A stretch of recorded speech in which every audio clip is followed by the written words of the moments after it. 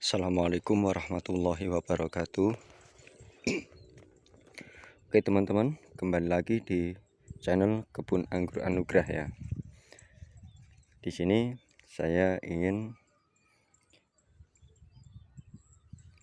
memberitahu bagaimana cara saya membuat percabangan pada pohon anggur yang usianya masih muda ya.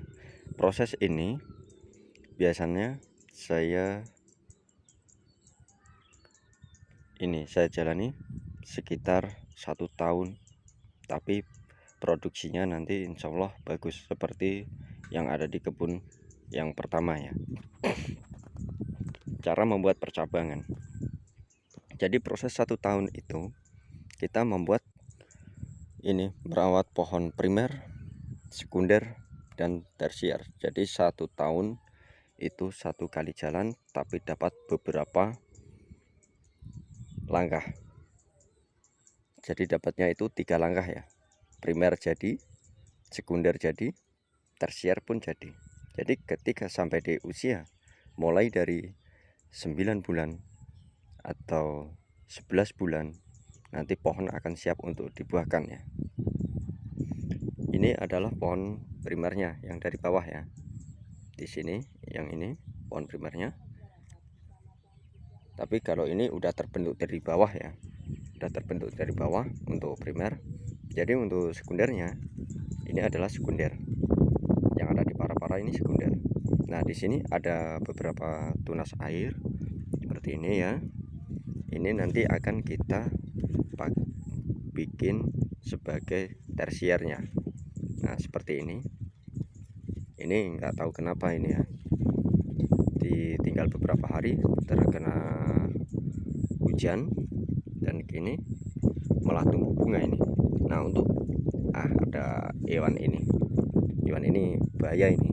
Kalau pas lagi pangkas ini yang memakan tunas-tunas muda ini. Jadi waspada kalau sama hewan ini kalau pas lagi pruning ya. Ini bahaya banget. Bisa gagal panen. Di sini, oke, kita lanjut lagi ya. Ini ada beberapa tunas air karena pertumbuhannya ini vigor, ya kan? Dalam arti pertumbuhannya itu cepat. Di sini kan, nah kita perhatikan di sini. Ini tunasnya gede ya, pucuk tunasnya itu gede. Jadi bagaimana cara kita membuat tersier? Langkah yang akan saya lakukan adalah memotong bagian ujung tunas ini. Jadi nanti semua tunas air yang ada di bawahnya sini, ini, terus ini dan seterusnya ke bawah sini. Ini nanti pertumbuhannya akan cepat. Dan ketika sudah dipotes, itu pertumbuhannya akan cepat. Jadi nanti dalam waktu 1 tahun kita sudah mempunyai banyak tersier yang akan siap dibuahkan di musim kemarau nanti ya. Jadi buat teman-teman yang susah membuat percabangan untuk tersier, sekunder, tersier, itu kalau saya pribadi pakai cara seperti itu ya. Jadi untuk teman-teman yang pengen mengikuti langkah saya silahkan. Kalaupun enggak juga enggak apa-apa. Semua orang punya cara masing-masing ya. Ini kalau cara saya. Jadi di sini akan saya potes. Saya potes ya bagian ujungnya. Ya kan? Nanti di sini akan terbentuk tersier baru. Dan yang paling ujung nanti dia akan tumbuh dengan sangat cepat. Ketika mendapati panjang sekitar 1 meter atau 1,5 meter, nanti pucuknya itu kita potes lagi. Nanti akan didapati 4 atau 5, minimal 3 ya. 3 sampai 5 tersier dalam 1 kali pembentukan. Kita dapat segitu. Jadi bisa dibayangkan dalam 1 tahun berjalan kita akan mempunyai berapa tersier. Dalam 1 tersier nanti akan menghasilkan berapa tunas yang akan tumbuh. Dan dalam satu tunas yang tumbuh itu tadi, dia akan membawa bunga berapa malai. Dalam satu malai bunga itu nanti bisa menghasilkan berapa gram buah beratnya. Nanti bisa kita hitung dari pendapatan itu ya. Jadi semakin banyak tunas air, semakin banyak tersier, nanti akan banyak juga didapati seberapa banyak hasil panen kita.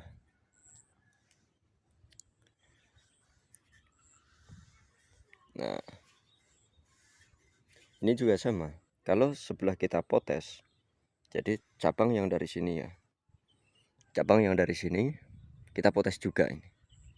Kita ikuti ke depan, kita urutkan, dan kita potes juga bagian ujungnya di sini.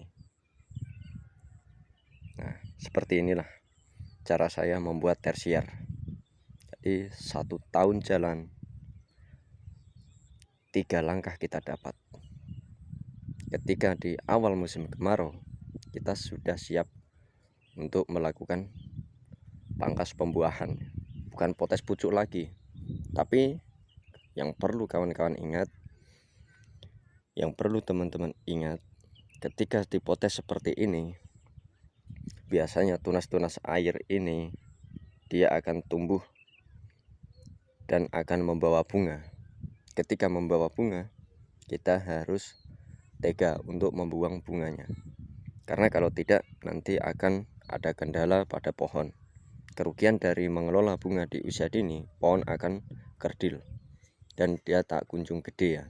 Jadi buat teman-teman, kalau pengen fokus di dalam pertumbuhan, semua bunga harus dibuang, jangan eman-eman ya. Kecuali kalau untuk tampilan depan rumah atau apa, sekiranya pengen lihat buahnya kayak gimana, bolehlah dirawat. Tapi kalau untuk yang benar-benar skala kebun, mending kalau fokus di pertumbuhan ya di pertumbuhan. Kalau memang untuk pembuahan ya pembuahan, gitu aja. Kalau sudah dipotes kayak gini ya, nanti akan didapati beberapa tersier kayak gini udah mulai terbentuk ya. Ini kita rawat, nanti mana yang terbaik, disitulah maka nanti yang akan kita rawat. Entah itu nanti dapatnya itu 6 atau 7 tersier, pokoknya mana yang vigor itu kita rawat untuk persiapan di musim kemarau nanti untuk pembuahan. Oke teman-teman, itu aja dulu dari saya. Semoga ada berkah dan manfaatnya. Assalamualaikum warahmatullahi wabarakatuh.